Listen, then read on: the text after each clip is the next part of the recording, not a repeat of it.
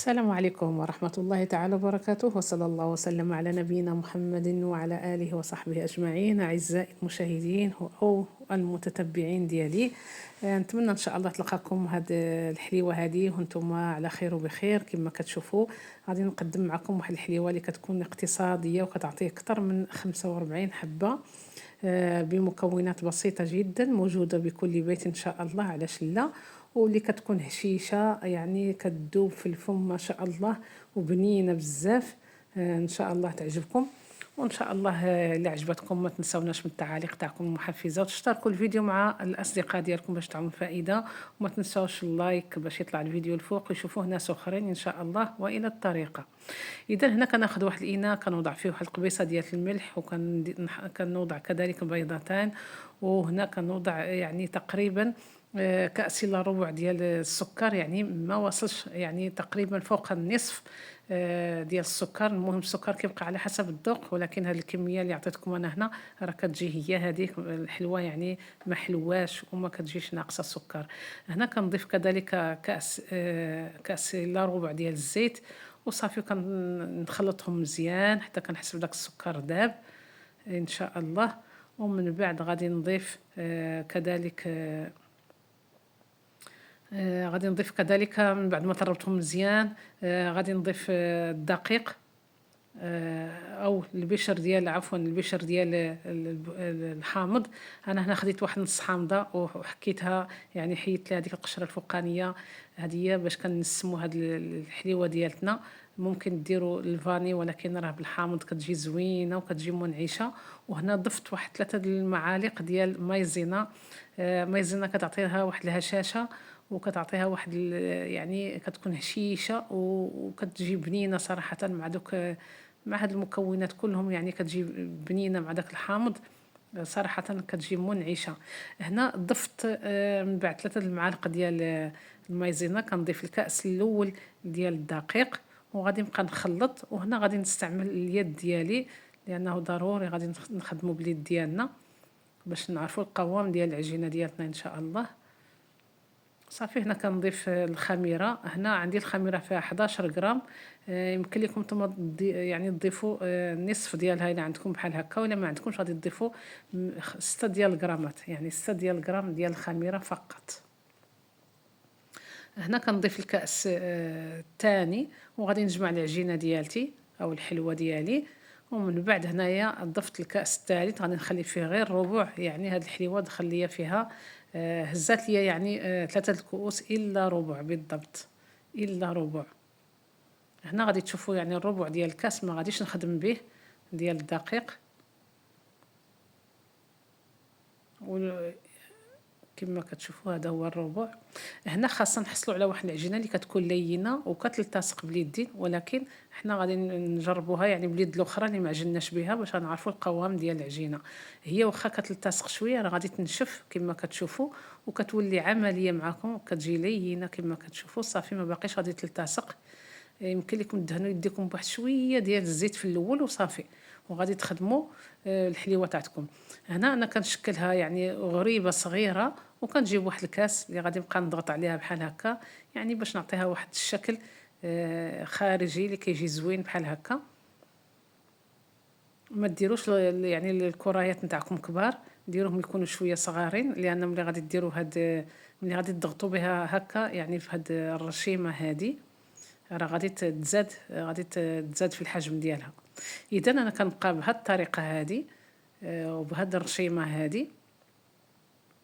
يعني حسن ما ديروهم غريبات غير هكاك، بغيتو ديروهم غير غريبه بلا ما ترشموهم هكا، يمكن لكم يعني نتوما كتفنوا باش ما بغيتو. انا المهم درت هذه الرشيمه هذه عجبتني، جاتني عمليه بالكاس. وصافي كنبقى بهكذايا حتى كنكمل دوك يعني كنكمل ديك الحليوه اللي عندي او ديك العجينه اللي عندي. راه كتجي ما شاء الله كما قلت لكم، يعني كتعطي واحد الكميه كثيره وكتجي بنينه وكتجي فتيه صراحه. كتوجد في اخر دقيقه، في اخر دقيقه راه عمليه ما شاء الله. ولا كانوا غير جوج الناس في الدار يتعاونوا عليها يعني في واحد الوقت وجيز جدا جدا. يعني هنا ملي كنديروا حنا التصوير راه كياخذ لينا شويه ديال الوقت صراحه، ولكن ملي كتكونوا يعني بلا تصوير بلا والو راه دغيا كتوجد هذه الحليوه هذه. وكتعطي هذه الكميه هذه. وكما كتشوفوا الشكل ما شاء الله رائع جدا. وهنا دخلتها الفران اللي غادي تشعلوه على 180 درجه. انا المهم عندي الفران هنا كنخدم دائما ب 220 درجه من الفوق ومن التحت وبالمروحه. وهنا الحليوه ملي كطيب معكم انا طيبت درت وحده فيها الطياب كيكون بحال هكا، هي نورمالمون كتجي بحال هكا بيضه، والاخرى طيبتها شويه محمره لان كاين اللي ما كيبغيش الحلوه هكاك بيضاء. المهم الاصل الاساس ديال هذه الحلوه انها طايبه كلها، فقط كاين اللي كيحمرها وكاين اللي كيخليها شويه هكاك بيضاء. المهم نتوما ديروا النص نص ولا على حسب اشنو كتبغوا نتوما الافراد اللي عندكم في الدار. المهم انا كاين اللي كيبغي الحلوه محمره شويه. وصافي هذه هي النتيجه. كتشوفوا ما شاء الله الشكل ديالها رائع جدا. وهنا غادي نجيبوا الشكلاط غادي ندوبوه. كتذوبوا الشوكولا اللي عندكم. انا هنا دوبت واحد الشوكولا عندي فيها نوازيط، طحنتها في الهاشوار وضفت لها يعني الشوكولا اللي كتكون مخلطه بالحليب، وضفت لها كذلك الشوكولا اللي كتكون سوداء.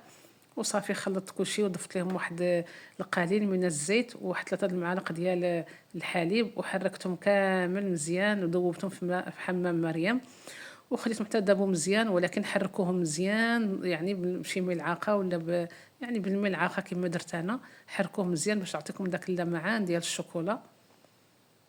ونقصوا عليهم النار مزيان وخلوها حتى كتذوب مزيان ديك الشوكولا. وصافي هكا كتغمسوا دوك الحليوات ديالكم في النصف ديالها باش تعطيكم واحد الشكل اللي كيجي رائع.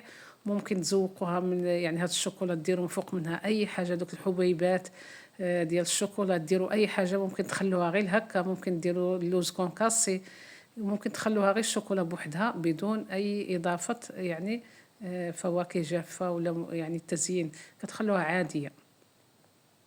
صافي كنبقى بحال هكا حتى كتعطيني هاد اللوين اللي كيجي زوين تاع الشكلاط. وكنكمل هاد الوحدات ديالي كلهم وكنخليهم حتى كينشفوا. يعني هذيك الشوكولا كتنشف معنا نهائيا